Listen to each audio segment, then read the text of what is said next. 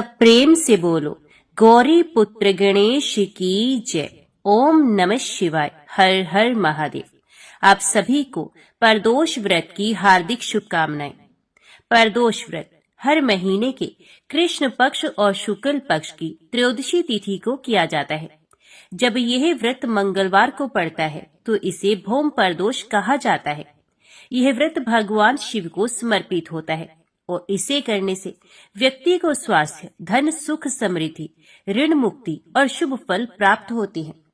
विशेष रूप से यह व्रत उन लोगों के लिए लाभकारी माना जाता है जो कर्ज से परेशान है। ये व्रत करने से रक्त संबंधी रोग और मंगल ग्रह से जुड़ी समस्याओं का समाधान होता है।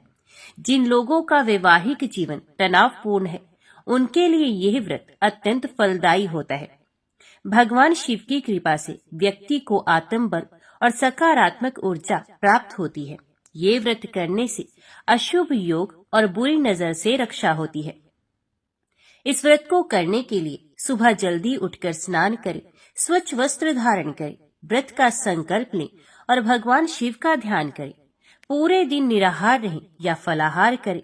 सूर्यास्त के समय शिवलिंग पर जल, बेलपत्र, धतूरा और चंदन अर्पित करें। शिव पुराण या प्रदोष व्रत कथा का पाठ करें।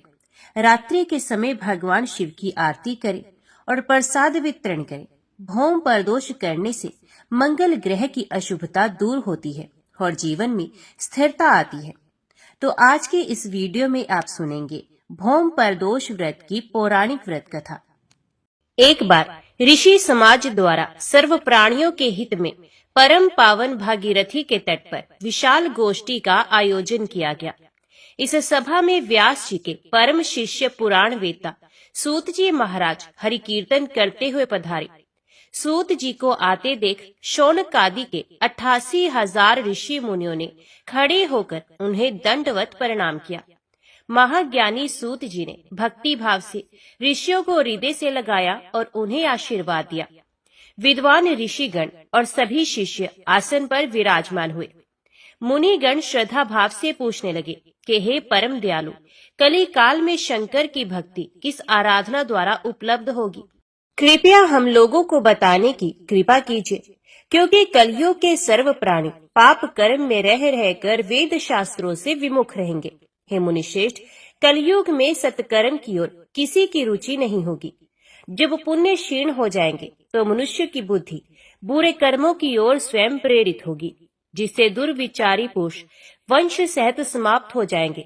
इस भूमंडल पर जो मनुष्य ज्ञानी होकर ज्ञान की शिक्षा नहीं देता, उस पर परम पिता परमेश्वर कभी प्रसन्न नहीं होते हैं। हे महामुने, ऐसा कौन सा व्रत है जिससे मनोवांछित फल की प्राप्ति होती है? कृपा करके बताइए।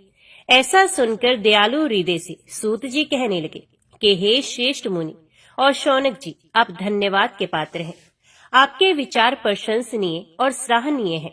आप वैष्णव अग्रगण्य हैं, क्योंकि आपके हृदय में सदा परहित की भावना समाहित है।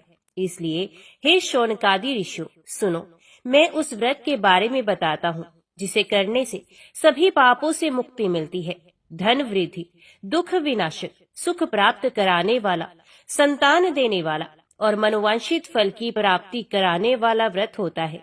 यह व्रत तुमको सुनाता हूँ, जो किसी समय भोलेनाथ ने सती जी को सुनाया था और उनसे प्राप्त ये परम श्रेष्ठ उपदेश मेरे पूज्य गुरु जी ने मुझे सुनाया था, जिसे समय पाकर आपको मैं शुभ बेला में सुनाता हूँ। सूत जी कहने लगे कि आयु वृद्धि, स्वास्थ्य लाभ के लिए त्रयोदशी का व्रत करें। इस व्रत की विधि इस प्रकार है। सुबह स्नान कर निराहार व्रत करें, शिव जी का ध्यान करें, शिव मंदिर में जाकर भोलेनाथ की पूजा करें। पूजा के बाद त्रिपुंड तिलक धारण करें, शिवलिंग पर बेल पत्र चढ़ाए, धूप दीप और अक्षत से पूजा करें। शिव जी को ऋतु फल अर्पित करें। ओम नमः शिवाय मंत्र का रुद्राक्ष की माला से जप करें। ब्राह्मणों को भोजन कराएं और सामर्थ्य के अनुसार दान दक्षिणा दें। इसके बाद मौन व्रत रखें। व्रती को सत्य बोलना है। इस व्रत में हवन आहुति भी देनी चाहिए। शौनक आदि ऋषि बोले, हे पूज्यवर, आपने यह बताया कि यह व्रत परम गोपनीय, मंगलप्रद और कष्ट निवारक है। कृपया ये बताने का कष्ट करें कि यह व्रत किसने किया और उसे क्या फल प्राप्त हुआ? श्री सूत जी बोले, आप शिव के परम भक्त हैं। आपकी भक्ति देखकर मैं व्रती पुरुषों की कथा कहता हूँ। एक गांव में अति दीन ब्राह्मण निवास करता था।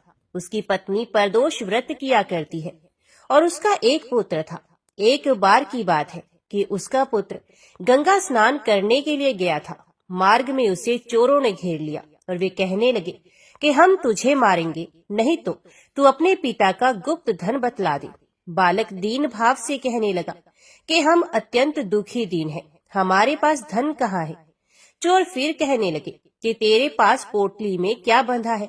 बालक ने उत्तर दिया कि मेरी माता ने मुझे रोटी बनाकर बांध कर दी है। दूसरा चोर बोला कि भाई, ये तो अति दीन दुखी हृदय है, इसे छोड़ दो।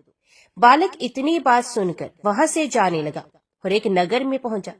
नगर के पास एक बरगद का पेड़ था। बालक थककर वहां बैठ गया और पेड़ की छाया में सो गया। उस नगर के सिपाही चोरों की खोज कर रहे थे और वे बालक के पास आ गए।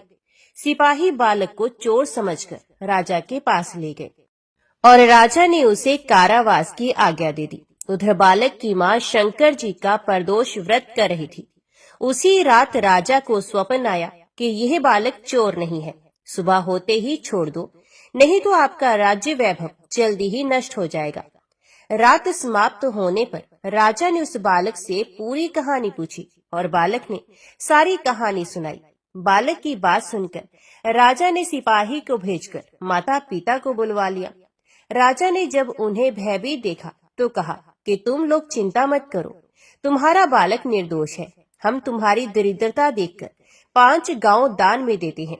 शिव की दया से ब्राह्मण परिवार अब सुखी रहने लगा। इस प्रकार से जो कोई इस व्रत को करता है उसे आनंद की प्राप्ति होती है। ओम नमः शिवाय। हर हर महादेव। विदर्भ देश में सत्यरथ नाम से प्रसिद्ध एक राजा थे जो सब धर्मों में तत्पर, धीर, सुशील और सत्य प्रतीक थे। धर्म पूर्वक पृथ्वी का पालन करते हुए उनका बहुत सा समय सुख पूर्वक बीत गया। तदंतर शालव देश के राजाओं ने विदर्भ नगर पर आक्रमण करके उसे चारों ओर से घेर लिया। अपनी पुरी को शत्रुओं से घेरी हुई देख विदर्भ राज विशाल सेना साथ लेकर युद्ध के लिए आए। बलोमत शालव देशीय क्षत्रियों के साथ राजा का अत्यंत भयंकर युद्ध हुआ। शालवों की बहुत बड़ी सेना मारी गई, परंतु अंत में विदर्भ राज भी उनके हाथ से मारे गए। मंत्रियों सहित उस महारथी वीर राजा के मारे जाने पर मरने से बचे हुए सैनिक भाग खड़े हुए। उस समय विदर्भ राज सत्यरथ की एक पतिव्रता स्त्री अत्यंत शोकग्रस्त हो रात के समय राजभवन से निकलकर पश्चिम दिशा की ओर चली गई। वे गर्भवती थी। सवेरा होने पर धीरे धीरे मार्ग से जाती हुई उस साध्वी रानी ने बहुत दूर का रास्ता तय कर लेने के पश्चात एक स्वच्छ तालाब देखा और वे उसके किनारे शोभा पाने वाले एक छायादार वृक्ष के नीचे बैठ गई। भाग्यवश उसी निर्जन स्थान में वृक्ष के ही नीचे पतिव्रता रानी ने उत्तम गुणों से शुभ मुहूर्त में एक पुत्र को जन्म दिया। तत्पश्चात अत्यंत प्यास से व्याकुल हुई सुंदर अंगों वाली रानी जलाशय में उतरी। इतने में ही एक बड़े भारी ग्रह ने आकर उसे अपना ग्रास बना लिया। वे बालक पैदा होते ही माता पिता से हीन हो गया और भूख प्यास से पीड़ित हो उस सरोवर के किनारे जोर जोर से रोने लगा। वे नवजात शिशु जब इस प्रकार क्रंदन कर रहा था, उसी समय भाग्यवश वहां एक श्रेष्ठ ब्राह्मणी आ पहुंची। वे भी अपने 1 वर्ष के बालक को गोद में लिए हुए आई थी। ब्राह्मणी निर्धन और विधवा थी। घर घर भीख मांगकर जीवन निर्वाह करती थी। उसका नाम उमा था। उसी सती साध्वी ब्राह्मणी ने उस राजकुमार को देखा। उसे अनाथ की भांति क्रंदन करते देखकर उसके मन ही मन विचार किया, आहो, ये तो बड़े आश्चर्य की बात है। दिखाई दे रहा है कि ये नवजात शिशु जिसकी नाल भी अभी तक नहीं कटी यहाँ पड़ा हुआ है। इसकी माता कहाँ चली गई? ना इसका पिता है और ना कोई बंधु बांधव। ये दीन अनाथ बालक बिना बिस्तर के भूमि पर सो रहा है। ये चांडाल का पुत्र है या शूद्र का, वैश्य का बालक है या ब्राह्मण का, अथवा ये क्षत्रिय का शिशु है? इसका निश्चय कैसे किया जाए? मैं इस शिशु को उठाकर अपने सगे पुत्र की तरह अवश्य पालन कर सकती हूँ, परंतु ये किस कुल का है, ये ना जानने के कारण इसे छूने का साहस नहीं होता। ये पतिव्रता ब्राह्मणी जब इस प्रकार कह रही थी, उसी समय कोई सन्यासी महात्मा वहां आ गए। वे ऐसे जान पड़ते थे मानो साक्षात शंकर हो। उन श्रेष्ठ भिक्षु ने उस स्त्री से कहा, ब्राह्मणी खेद न करो, हृदय की संशय वृत्ति दूर कर इस बालक की रक्षा करो, इससे तुम्हें शीघ्र ही परम कल्याण की प्राप्ति होगी। इतना कहकर वे दयालु भिक्षु तुरंत वहां से चले गए। उनके जाने के बाद ब्राह्मणी ने विश्वास पूर्वक उस बालक को लेकर अपने घर की ओर प्रस्थान किया। उस राजकुमार का ब्राह्मणी ने अपने बेटे के समान ही पालन पोषण किया। एक चक्रा नामक नगर में उस ब्राह्मणी का घर था। ये भिक्षा के अन्न से ही अपने पुत्र और राजकुमार को भी पालने लगी। ब्राह्मणों ने ब्राह्मणी के तथा राजा के भी पुत्र का संस्कार कर दिया। वे दोनों सर्वत्र सम्मानित होकर दिन दिन बढ़ने लगे। समय आने पर उनका उपनयन संस्कार हुआ। अब वे दोनों बालक एक साथ रहकर नियमों का पालन करने लगे। दोनों माता के साथ प्रतिदिन भिक्षा के लिए जाते थे। एक दिन वे ब्राह्मणी उन दोनों बालकों के साथ भीख मांगती हुई देव योग से देव मंदिर में गई। वहां बड़े बूढ़े ऋषि मुनि रहा करते थे।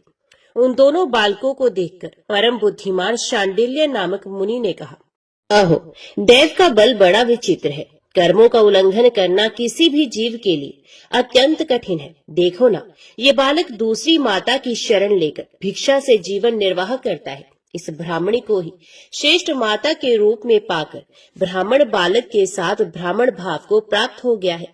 शांडिल्य मुनि का ये वचन सुनकर ब्राह्मणी को बड़ा विस्मय हुआ। उसने भरी सभा में मुनि को प्रणाम करके पूछा, ब्राह्मण, एक सन्यासी के कहने से मैं इस बालक को अपने घर ले आई हूँ। यद्यपि अभी तक इसके कुल का पता नहीं चला, तथापि मैं पुत्र की भांति इसका पालन पोषण करती हूँ। आप ज्ञान के नेत्रों से देखते हैं, अतः आपसे मैं ये जानना चाहती हूँ कि ये बालक किस कुल में उत्पन्न हुआ है और इसके माता पिता कौन है। तो मुनि कहने लगे, ये विदर्भ देश के राजा का पुत्र है। इतना कहकर मुनि ने उस बालक के पिता के युद्ध में मारे जाने तथा उसकी माता के ग्रह द्वारा ग्रस्त होने का सब समाचार पूर्ण रूप से बता दिया। ये सुनकर ब्राह्मणी को और भी आश्चर्य हुआ। तो उसने फिर प्रश्न किया, महामुनि, वे राजा संपूर्ण भोगों को छोड़कर युद्ध में क्यों मरे और इस बालक को दरिद्रता कैसे प्राप्त हुई? अब दरिद्रता को पूर्णतः नष्ट करके ये पुनः राज्य कैसे प्राप्त करेगा? मेरा ये पुत्र भी भिक्षा से ही जीवन निर्वाह करता है। तो इसकी दरिद्रता के निवारण का भी क्या कोई उपाय है? ये बताने की कृपा करें। शांडिल्य मुनि ने कहा, इस राजकुमार के पिता विदर्भ राज पूर्व जन्म में पांड्य देश के श्रेष्ठ राजा थे। ये सब धर्मों के ज्ञाता थे और संपूर्ण पृथ्वी का धर्म पूर्वक पालन करते थे। एक दिन प्रदोष काल में राजा भगवान शंकर का पूजन कर रहे थे और बड़ी भक्ति से त्रिलोकीनाथ महादेव जी की आराधना में संलग्न थे। उसी समय नगर में सब और बड़ा भारी कोलाहल मचा। उस उत्कट शब्द को सुनकर राजा ने बीच में ही भगवान शंकर की पूजा छोड़ दी और नगर में शोभ फैलने की आशंका से राजभवन से बाहर निकल गए। इसी समय राजा का महाबली मंत्री शत्रु को पकड़कर उनके समीप ले आया। वे शत्रु पांड्य राज का ही सामंत था। उसे देखकर राजा ने क्रोध पूर्वक उसका मस्तक कटवा दिया। शिव पूजा छोड़कर नियम को समाप्त किए बिना ही राजा ने रात में भोजन भी कर लिया। इसी प्रकार राजकुमार भी प्रदोष काल में शिवजी की पूजा किए बिना ही भोजन करके सो गया। वही राजा दूसरे जन्म में विदर्भ राजा हुआ। शिवजी की पूजा में विघ्न होने के कारण शत्रु ने उसके सुख भोग के बीच में ही मार डाला। पूर्व जन्म में जो उसका पुत्र था वही इस जन्म में भी हुआ है। शिवजी की पूजा का उल्लंघन करने के कारण ये दरिद्रता को प्राप्त हुआ है। इसकी माता ने पूर्व जन्म में शल से अपनी सोत को मार डाला था। उस महान पाप के कारण ही वह इस जन्म में ग्रह के द्वारा मारी गई। मैं सत्य कहता हूँ, परलोक में हित की बात कहता हूँ, शास्त्रों का सार एवं उपनिषदों का हृदय कहता हूँ। इस भयंकर आसार संसार को प्राप्त हुए जीव के लिए ईश्वर के चरणार विंदों की सेवा ही सार वस्तु है। जो प्रदोष काल में अन्यचित होकर परमेश्वर के चरणारविंदों की पूजा करते हैं, इसी संसार में सदा बढ़ने वाले धन धान्य, स्त्री पुत्र, सौभाग्य और संपत्ति के द्वारा सबसे बढ़कर होते हैं। ब्राह्मणी, ये तुम्हारा पुत्र पूर्व जन्म में उत्तम ब्राह्मण था। इसने सारी आयु केवल दान लेने में बिताई है, यज्ञ आदि सत्कर्म नहीं किए हैं, इसलिए ये दरिद्रता को प्राप्त हुआ है। उस दोष का निवारण करने के लिए अब ये भगवान शंकर की शरण में जाए। मुनि के इस प्रकार कहने पर साध्वी ब्राह्मणी ने उन्हें प्रणाम करके शिव पूजन की विधि का क्रम पूछा। शांडिल्य मुनि ने कहा, दोनों पक्षों की त्रयोदशी को मनुष्य जब निराहार रहे तब सूर्यास्त से 3 घड़ी पहले स्नान करे, फिर श्वेत वस्त्र धारण करके धीर पुरुष संध्या और जप आदि नित्य कर्म की विधि पूरी करके मौन हो शास्त्र विधि का पालन करते हुए भगवान शिव की पूजा आरंभ करे। भगवत विग्रह के आगे की भूमि को नए निकाले हुए शुद्ध जल से भली भांति लीप पोत कर सुंदर मंडल बनाए। धोत वस्त्र आदि के द्वारा उस मंडल को सब ओर से घेर दे। ऊपर से चंदोवा आदि लगाकर फल फूल और नवीन अंकुरों से उसको सजा दे। मंडल के मध्य की भूमि में 5 रंगों से विचित्र कमल अंकित करके उसी पर सुस्थिर एवं उत्तम आसन बिछाकर बैठ जाए और हृदय में भक्ति भाव से युक्त हो पूजा की सब सामग्री एकत्रित करे। फिर पवित्र भाव से शास्त्रोक्त मंत्रों द्वारा देवपीठ को आमंत्रित करे। तत्पश्चात आत्म शुद्धि और भूत शुद्धि आदि करके 3 प्राणायाम करे। उसके बाद बिंदुजुक्त बीज अक्षरों के द्वारा विधि पूर्वक मात्र का न्यास करे। तदंतर परा देवता का ध्यान करके मात्र का न्यास की विधि पूरी करे। फिर परम शिव का ध्यान करके पीठ के वाम भाग में गुरु को प्रणाम करे। दक्षिण भाग में गणेश जी को मस्तक झुकाए। दोनों अंशों और जांघों में धर्म आदि का न्यास करे। नाभि तथा पार्श्व भागों में अधर्म आदि का न्यास करे। तत्पश्चात हृदय में अनंत आदि का न्यास करके देवपीठ पर मंत्र का न्यास करे। आधार शक्ति से लेकर ज्ञानमक तक क्रमश न्यास करके हृदय में एक कमल की भली भांति भावना करे। वे कमल 9 शक्तियों से युक्त एवं परम सुंदर हो। उसी कमल की कर्णिका में कोटि कोटि चंद्रमाओं के समान प्रकाशमान उमापति भगवान शिव का ध्यान करे। भगवान के 3 नेत्र हैं। मस्तक पर चंद्रमा का मुकुट शोभा पाता है। जटा जूट कुछ कुछ पीला हो गया है। उस पर रतन जटित किरीट सुशोभित है। उनके कंठ में नील चिन्ह है और अंग अंग से उदारता सूचित होती है। सर्पों के हार से उनकी बड़ी शोभा हो रही है। उनके एक हाथ में वरद और दूसरे में अभय की मुद्रा है। ये फरसा धारण करते हैं। उन्होंने नागों का कंकण, केयूर, अंगद तथा मुद्रिका धारण कर रखी है। वे व्याघ्र चरम पहने हुए रतन में सिंहासन पर विराजमान है। उनके वाम भाग में गिरिराज नंदिनी उमा देवी का चिंतन करें। इस प्रकार महादेव जी तथा गिरिजा देवी का ध्यान करके गंध आदि से उनकी मानसिक पूजा करें। 5 वैदिक मंत्रों से गंध आदि द्वारा पूर्वोक्त 5 स्थानों में अथवा हृदय में पूजा करें। फिर मूल मंत्र से 3 बार हृदय में ही पुष्पांजलि दें। उसके बाद सिंहासन पर महादेव जी का पुनः पूजन प्रारंभ करें। पूजा के आरंभ में एकाग्रचित होकर संकल्प पढ़े। तदंतर हाथ जोड़कर मन ही मन भगवान शिव का ध्यान एवं आवाहन करें। हे भगवान शंकर, आप ऋण पातक दुर्भाग्य और दरिद्रता आदि की निवृत्ति के लिए तथा संपूर्ण पापों का नाश करने के लिए मुझ पर प्रसन्न हो जाइए। मैं दुख और शोक की आग में जल रहा हूँ। संसार भय से पीड़ित हूँ। अनेक प्रकार के रोगों से व्याकुल और दीन हूँ। वृषवाहन, मेरी रक्षा कीजिए। देव देवेश्वर, सबको निर्भय कर देने वाले महादेव जी, आप यहाँ पधारिए और मेरी की हुई इस पूजा को पार्वती देवी जी के साथ ग्रहण कीजिए। इस प्रकार संकल्प और आवाहन करके पूजा आरंभ करनी चाहिए। तत्पश्चात मनुष्य एकाग्रचित हो रुद्र सूक्त का पाठ करते हुए वहां स्थापित किए हुए शंख के जल से और पंच अमृत से महादेव जी का अभिषेक करके भांति भांति के मंत्रों से आसन आदि उपचारों को समर्पित करे। भावना द्वारा दिव्य वस्त्रों से विभूषित स्वर्ण सिंहासन की कल्पना करें और उसी पर भगवान को विराजमान करके अष्टगुण युक्त अर्घ्य और पादम निवेदन करें। फिर शुद्ध जल से आचमन कराकर मधु पर्क दे। उसके बाद पुण्य आचमन के लिए जल देकर मंत्रोच्चारण पूर्वक स्नान कराए। फिर यज्ञोपवीत वस्त्र और आभूषण अर्पण करे। परम पवित्र अष्टांग युक्त चंदन चढ़ावे। बिल्व मदार लाल कमल धतूर कने, सरई का फूल चमेली, उषा अपामार्ग, तुलसी, जोही, चंपा, भट्ट कटैया और करवीर के फूलों से जितने मिल जाए उन सबको शिव उपासक भगवान शिव पर चढ़ाए। इनके अतिरिक्त भी नाना प्रकार के सुगंधित पुष्प निवेदन करें। तत्पश्चात लाल चंदन से उत्पन्न धूप और निर्मल दीप समर्पित करें। उसके बाद हाथ धोकर घी, नमकीन और साग मिठाई, पुआ, शक्कर तथा गुड़ के बने हुए पदार्थ एवं खीर का नैवेद्य भोग लगाए। मधु, दही और जल भी अर्पण करें। उस खीर का ही मंत्र द्वारा प्रज्वलित की हुई अग्नि में हवन करें। ये होम शास्त्रोक्त विधि से आचार्य के कथन अनुसार संपन्न करना चाहिए।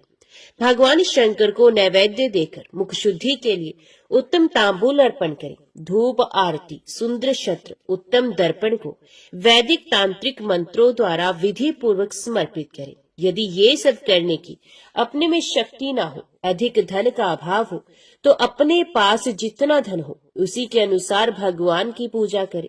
गौरीपति भगवान शंकर भक्ति पूर्वक भेंट किए हुए पुष्प मात्र से भी संतुष्ट हो जाते हैं। तदंतर स्तोत्रों द्वारा स्तुति करके भगवान को साष्टांग प्रणाम करें। फिर परिक्रमा करके पूजा समर्पित करने के पश्चात विधि पूर्वक श्री गिरजापति की प्रार्थना करें और कहे, हे देव, हे जगन्नाथ, आपकी जय हो।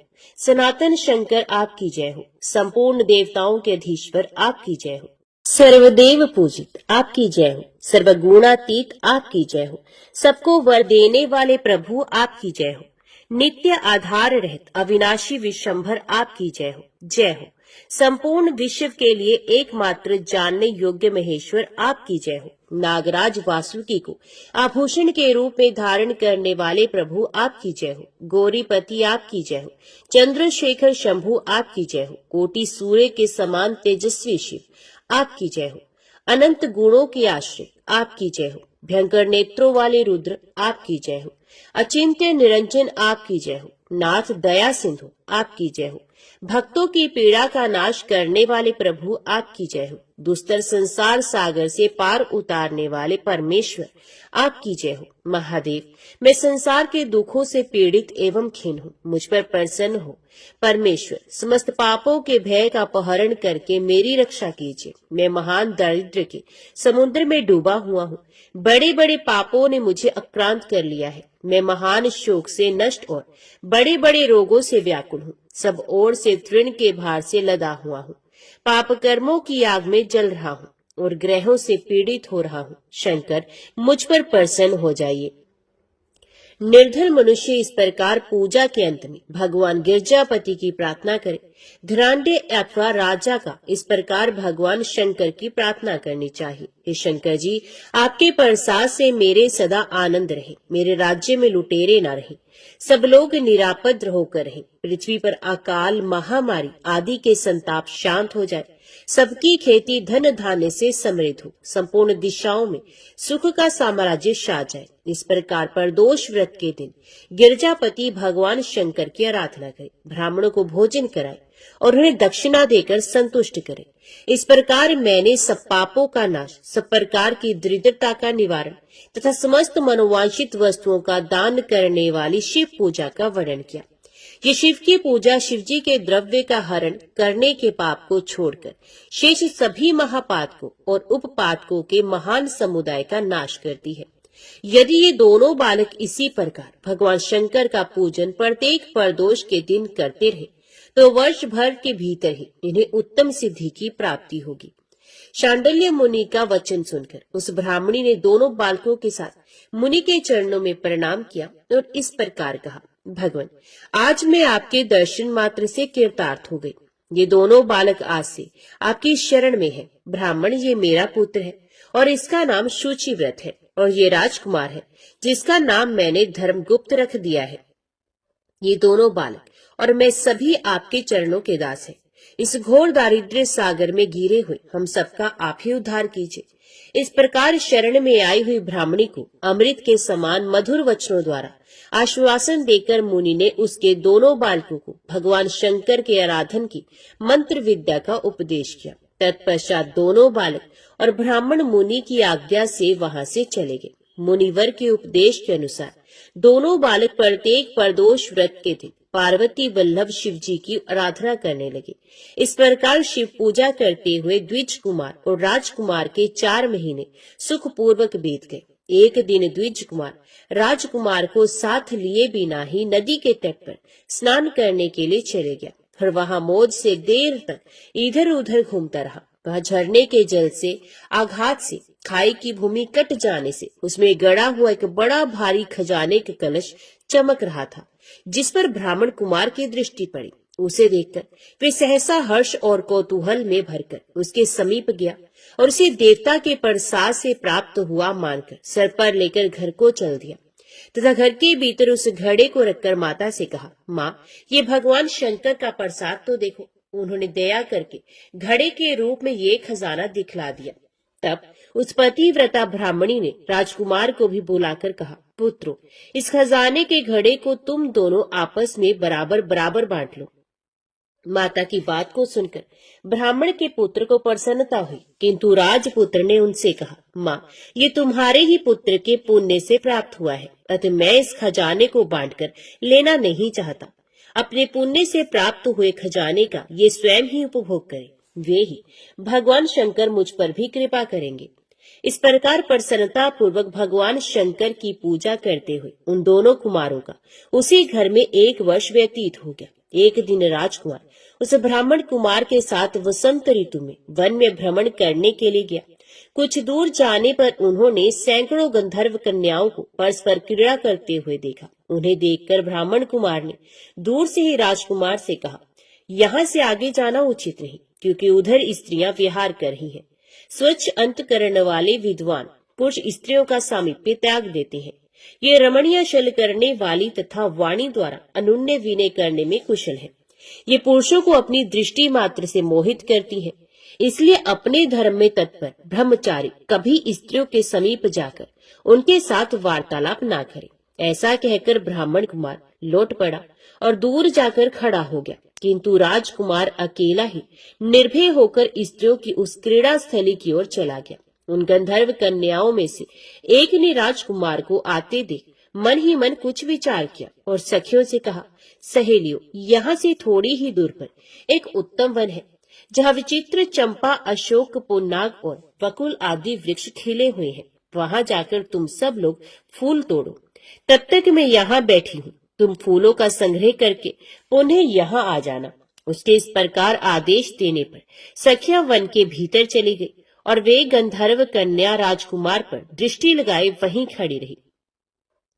उसे देखकर राजकुमार कामदेव के बाणों से पीड़ित हो गया। गंधर्व कन्या ने अपने पास आए हुए राजकुमार को बैठने के लिए कोमल पल्लवों का आसन दिया और पूछा, कमल नयन, तुम कौन हो? किस देश से यहाँ आए हो और किसके पुत्र हो? इस प्रकार पूछने पर राजकुमार ने अपना पूरा परिचय बताया। मैं विदर्भ राज का पुत्र हूँ।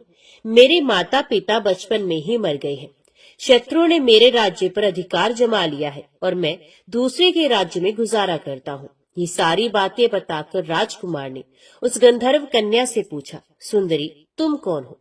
यहाँ तुम्हारा क्या कार्य है और तुम किसकी पुत्री हो? उनके इस प्रकार पूछने पर कन्या ने कहा, महाराज कुमार, एक द्रविक नामक गंधर्व है जो समस्त गंधर्व कुल के अगुआ माने जाते हैं। मैं उन्हीं की पुत्री हूँ और मेरा नाम अंशुमति है। सब सखियों को छोड़कर मैं यहाँ अकेली हूँ। मैं तुम्हारी अभिलाषा जानती हूँ। तुम्हारा मन मुझ में आसक्त हो गया है। इसी प्रकार देव ने मेरे मन में भी तुम्हारे लिए उत्कंठा भर दी है। अब हम दोनों का स्नेह कभी भंग नहीं होना चाहिए।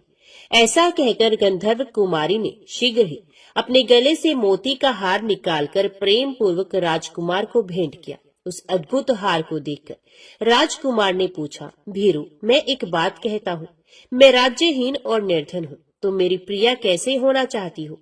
मूर्ख स्त्री की भांति पिता की आज्ञा का उल्लंघन करके अपनी इच्छा के अनुसार आचरण क्यों करती हो? ये सुनकर गंधर्व कन्या ने कहा, प्रियतम, आपका कहना ठीक है। मैं पिता की आज्ञा के विरुद्ध नहीं जाऊंगी। आप इस समय घर को पधारे और परसों प्रातः काल पुनः यहीं दर्शन दीजिए। आपसे कुछ हमारा कार्य है। इतना कहकर वे गंधर्व कन्या अपनी सखियों के आ जाने से उनके साथ चले गई और राजकुमार भी हर्षपूर्वक ब्राह्मण कुमार के समीप लौट आया। उसने द्विज पुत्र से सब बातें बताई और उसके साथ घर को प्रस्थान किया। वहां पतिव्रता ब्राह्मणी को भी ये शुभ समाचार सुनाकर राजकुमार ने प्रसन्न किया तथा पूर्व निश्चित समय आने पर वे पुण्य द्विज पुत्र के साथ वन में गया। नियत स्थान पर पहुंचकर राजकुमार ने देखा गंधर्वराज और उनकी कन्या दोनों उपस्थित हैं। गंधर्वराज ने वहां आए हुए दोनों कुमारों का अभिनंदन किया और सुंदर आसन पर बैठाकर राजपुत्र से कहा, विदर्भ राजकुमार, मैं कल कैलाश पर्वत पर गया था। वहां मैंने पार्वती जी के साथ महादेव जी के दर्शन किए। देवेश्वर भगवान शिव करुणा रूपी अमृत के सागर है। उन्होंने मुझे बुलाकर सब देवताओं के समीप इस प्रकार कहा, पृथ्वी तल पर धर्मगुप्त नाम से प्रसिद्ध एक राजकुमार है जो इस समय अकिंचन है। उसका राज्य छिन गया है।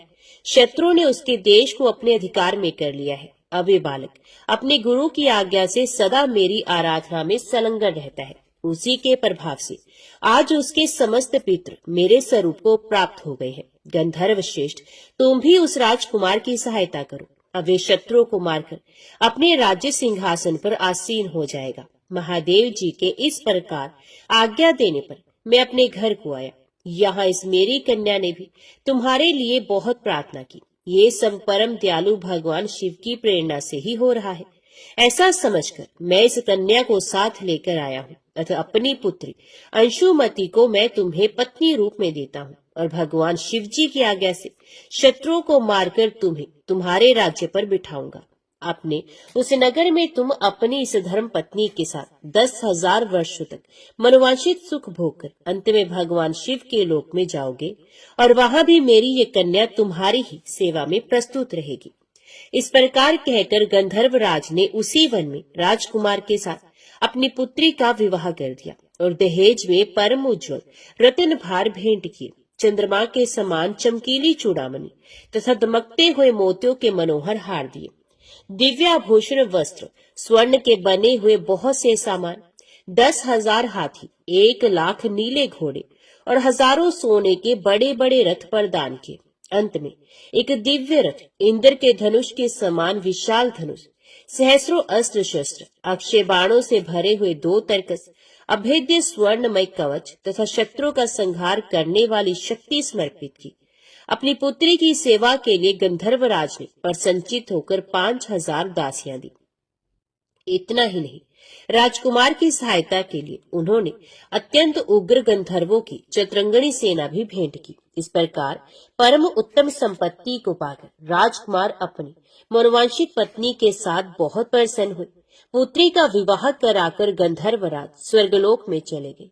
धर्मगुप्त विवाह के अनंतर गंधर्वों की सेना के साथ अपने नगर को गए और वहां उन्होंने शत्रु सेना का संहार करके राजधानी में प्रवेश किया। तत्पश्चात श्रेष्ठ ब्राह्मणों और मंत्रियों ने मिलकर राजकुमार का अभिषेक किया और वे रत्नमय सिंहासन पर आरूढ़ होकर अकंटक राज्य का उपभोग करने लगे।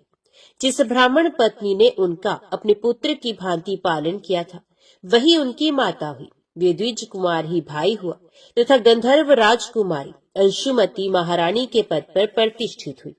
भगवान शंकर की आराधना करके धर्मगुप्त विदर्भ देश के राजा हो गए। इसी प्रकार दूसरे लोग भी प्रदोष व्रत के दिन गिरजापति की आराधना करके मनोवांछित कामनाओं को प्राप्त कर लेते हैं और देहावसान होने पर परम गति को प्राप्त होते हैं।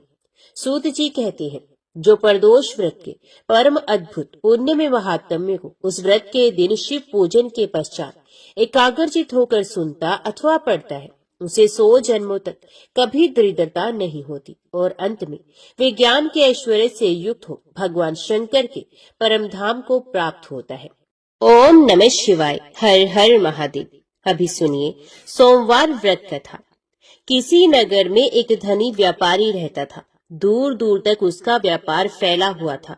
नगर के सभी लोग उस व्यापारी का सम्मान करते थे। इतना सब कुछ संपन्न होने के बाद भी वे व्यापारी बहुत दुखी था, क्योंकि उसका कोई पुत्र नहीं था, जिस कारण अपने मृत्यु के पश्चात व्यापार के पुत्र अधिकारी की चिंता उसे हमेशा सताती रहती थी।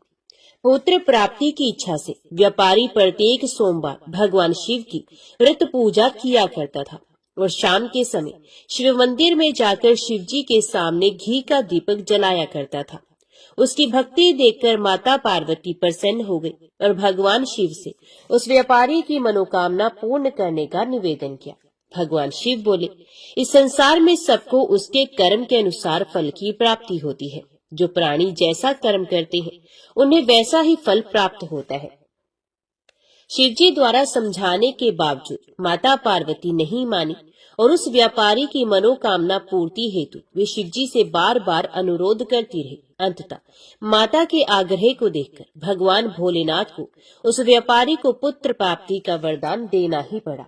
वरदान देने के पश्चात भोलेनाथ माता पार्वती से बोले, आपके आग्रह करने पर मैंने पुत्र प्राप्ति का वरदान तो दे दिया, परंतु इसका पुत्र केवल 16 वर्ष से अधिक समय तक जीवित नहीं रहेगा। उसी रात भगवान शिव उस व्यापारी के स्वप्न में आए और उसे पुत्र प्राप्ति का वरदान दिया और उसके पुत्र के 16 वर्ष तक जीवित रहने की भी बात बताई। भगवान के वरदान से व्यापारी को खुशी तो हुई, लेकिन पुत्र की अल्प आयु की चिंता ने उस खुशी को नष्ट कर दिया। व्यापारी पहले की तरह सोमवार के दिन भगवान शिव का विधिवत व्रत करता रहा। कुछ महीनों के बाद उसके घर एक अति सुंदर बालक ने जन्म लिया और घर में खुशियां ही खुशियां भर गई। बहुत धूमधाम से पुत्र जन्म का समारोह मनाया गया, परंतु व्यापारी को पुत्र जन्म की अधिक खुशी नहीं हुई, क्योंकि उसे पुत्र की अल्प आयु के रहस्य का पता था। जब पुत्र 12 वर्ष का हुआ तो व्यापारी ने उसे उसके मामा के साथ पढ़ने के लिए वाराणसी भेज दिया। लड़का अपने मामा के साथ शिक्षा प्राप्ति हेतु चल दिया। रास्ते में जहाँ भी मामा भांजे विश्राम हेतु रुकते, वहीं यज्ञ करते और ब्राह्मणों को भोजन कराते। लंबी यात्रा के बाद मामा भांजे एक नगर में पहुंचे। उस दिन नगर के राजा की कन्या का विवाह था, जिस कारण पूरे नगर को सजाया गया था। निश्चित समय पर बारात आ गई, लेकिन वर का पिता अपने बेटे के एक आंख से काने होने के कारण बहुत चिंतित था। उसे भय था कि इस बात का पता चलने पर कहीं राजा विवाह से इनकार न कर दे, इससे उसकी बदनामी भी होगी। जब वर के पिता ने व्यापारी के पुत्र को देखा तो उसके मस्तिष्क में एक विचार आया। उसने सोचा, क्यों न इस लड़के को दूल्हा बनाकर राजकुमार से विवाह करा दूं। विवाह के बाद उसको धन देकर विदा कर दूंगा और राजकुमारी को अपने नगर ले जाऊंगा। वर के पिता ने लड़के के मामा से इस संबंध में बात की। मामा ने धन मिलने के लालच में वर के पिता की बात स्वीकार कर ली।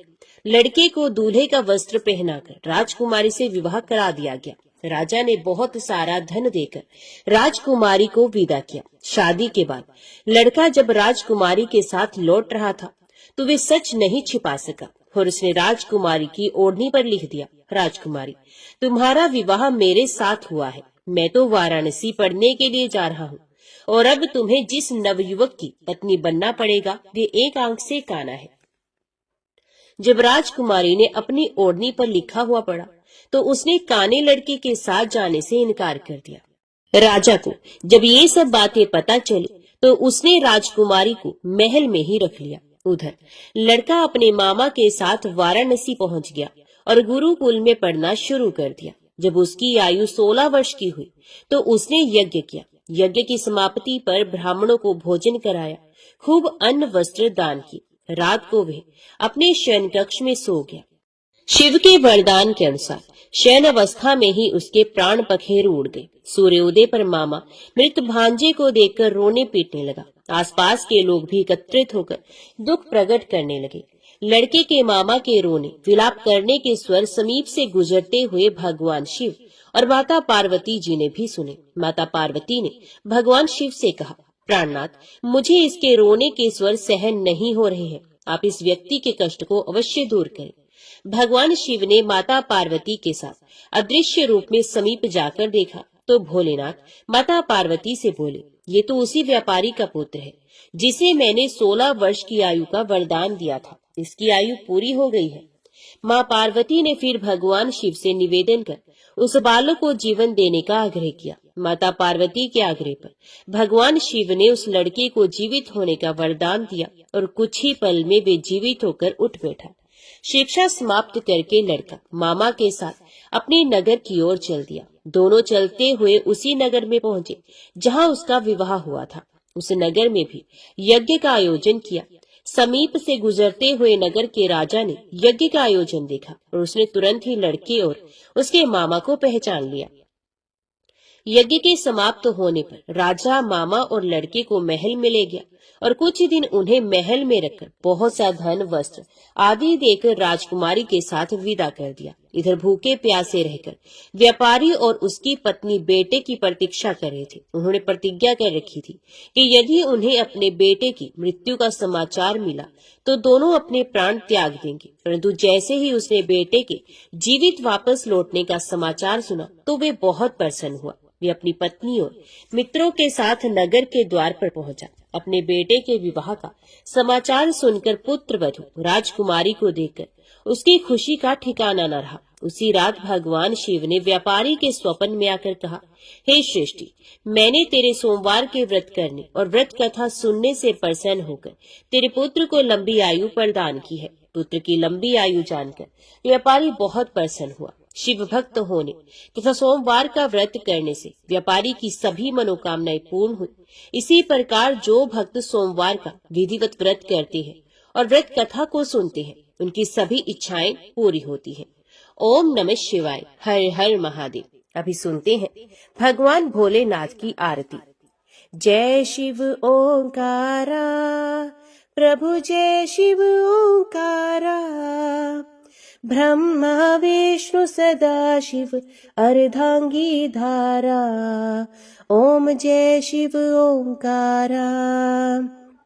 एकानन चतुरानन पंचानन राजे, हंसासन गरुड़ासन वृषवाहन साजे। ओम जय शिव ओंकारा। दो भुज चार चतुर्भुज, 10 भुज अति सोहे, त्रिगुण रूप निरखता त्रिभुवन जन मोहे। ओम जय शिव ओंकारा। अक्षमाला बनमाला रुंडमाला धारी, चंदन मृग मद सोहे भाले शशिधारी। ओम जय शिव ओंकारा। श्वेतांबर पीतांबर बाघांबर अंगे, सनकादिक गरुणादिक भूतादिक संगे। ओम जय शिव ओंकारा। कर के मध्य कमंडलू चक्र त्रिशूल धरता, जग करता जग भरता जग संहार करता। ओम जय शिव ओंकारा। ब्रह्मा विष्णु सदा शिव जानक अविवेका, प्रणवाक्षर मध्य ये तीनों एका। ओम जय शिव ओंकारा। काशी में विश्वनाथ विराजते नंदी ब्रह्मचारी, नित उठ भोग लगावत महिमा अति भारी। ओम जय शिव ओंकारा। त्रिगुण शिव जी की आरती जो कोई नर गावे, कहत शिवानंद स्वामी मनवांचित फल पावे। ओम जय शिव ओंकारा। ओम जय शिव ओंकारा। स्वामी हरि शिव ओंकारा। ब्रह्मा विष्णु सदा शिव अर्धांगी धारा। ओम जय शिव ओंकारा। ओम नमः शिवाय। हर हर महादेव।